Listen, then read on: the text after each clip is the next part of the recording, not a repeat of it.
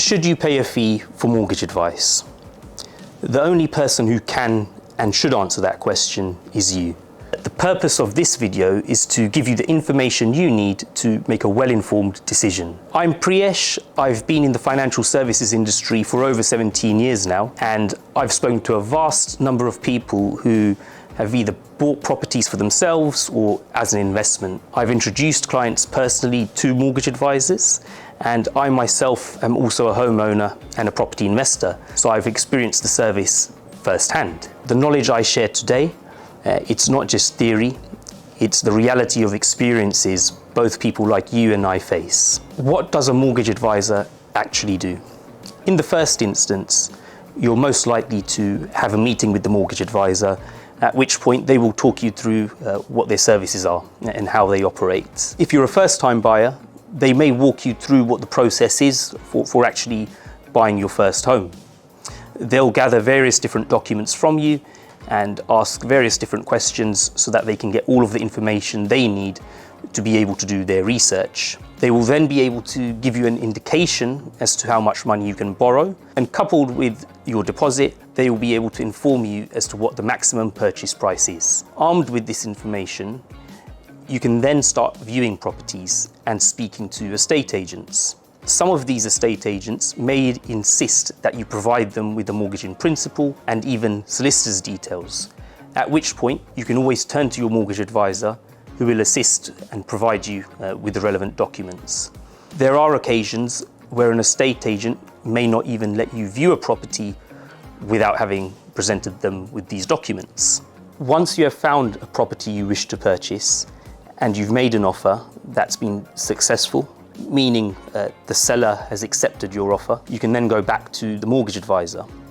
The mortgage advisor will then be in a position where they can source products for you. They can start by looking at products with the lowest interest rate, but the product with the lowest interest rate may not necessarily be the best deal. So the mortgage advisor could and may then do further research to work out what deal is most cost effective. So for example, just because the interest rate is the lowest, there may also be other costs and charges associated to the mortgage which nullify the lower rate. And therefore, what you're looking for from a mortgage advisor is to work out what the most cost-effective deal available is for you. Adding another layer onto that, the different lenders have different criterias as to what type of buildings and properties they want to lend against, what type of customers they're looking to attract, and the multiples of borrowing they're willing to provide. And it's really important that a mortgage advisor is aware of this before they make a mortgage application, because if the mortgage advisor makes a mortgage application and that application is then rejected, which can happen for a variety of different reasons, then you lose a lot of time. And there could be an instance where the person selling the property then no longer wishes to sell to you. So it's really important that the process is correct the first time round and that the mortgage advisor has done thorough research. Once a mortgage application is made, the lender will ask the mortgage advisor for various different documents. The pace of this interaction is largely determined by the proactivity of the mortgage advisor to engage with the lender and their interactions and their responses with them. The sooner this process is completed, the sooner you have a mortgage offer, and the sooner everything moves across to a solicitor and therefore gets to a stage where you have the keys in your hands. Please note, if you speak to a mortgage advisor, they will argue that they do a lot more, and I would agree. At this stage, I'm just giving you a very broad and brief overview of the work the mortgage advisor actually does. There are also various different people involved in the process. On one side, you have the estate agent, the seller, and the seller's solicitor. On the other side, you have yourself, a mortgage advisor, should you choose to use one, and your solicitor. This means there is plenty of room for human error.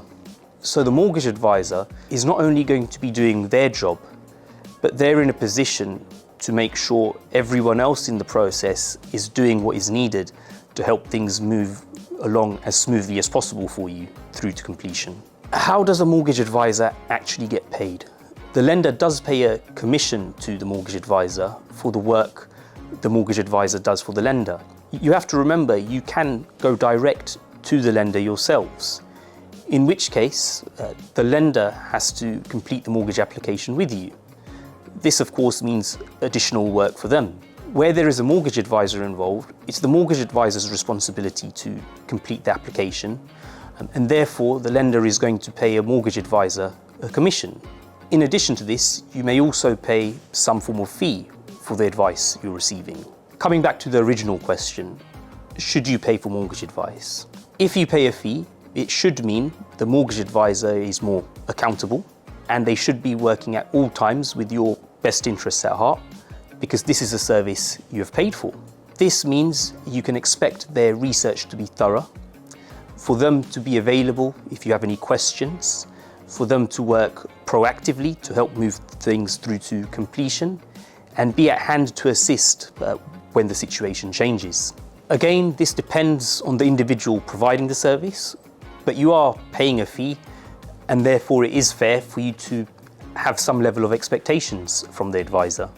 It's also important to note there can be a price to pay for not paying a fee, because I have known occasions where individuals have tried to purchase a property, the mortgage hasn't gone through for whatever reason, the seller has lost patience with the buyer and started to look for other buyers. When that same individual goes back to the estate agent to view another property, sometimes they're not taken as seriously as they previously would have been, and therefore there are various different ramifications when things go wrong in the mortgage process. The individual who has a lot of spare time is in no real rush to buy a property. There is lots of property available in the market for that individual in their price range. That individual may have less at stake and therefore doesn't feel the need to pay for a mortgage advice because they don't want to part with the fee.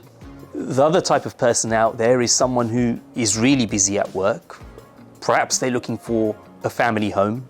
They're not often seeing properties that they really like. That creates a challenging and high pressure environment for them because they need a home in a particular area to be in the catchment zone for a particular school, and therefore there's a lot at stake. That individual may prefer to pay a fee because they don't have the luxury of margin for error. They really need to get things right the first time round. In essence, do you want to pay for a service where you've got someone by your side who is accountable, has your best interests at heart, and is working hard to make sure they get everything right the first time round? This means there is no right and wrong. Whether you should pay a mortgage fee or not is purely dependent on what you feel is right for you, and hopefully this video has given you the information you need to make that decision. If not, you can always contact a financial advisor to find out what they charge for their mortgage services, and hopefully the information you've obtained from this video and that then conversation will enable you to make a decision you're comfortable with. At this point, I would like to reiterate what I'm presenting is my opinion, and that comes from the experience I've had and the stories I've heard from various different clients. So none of this should be taken as a rule, but more for points for you to consider. If you've enjoyed this video, don't forget to like and subscribe to our channel.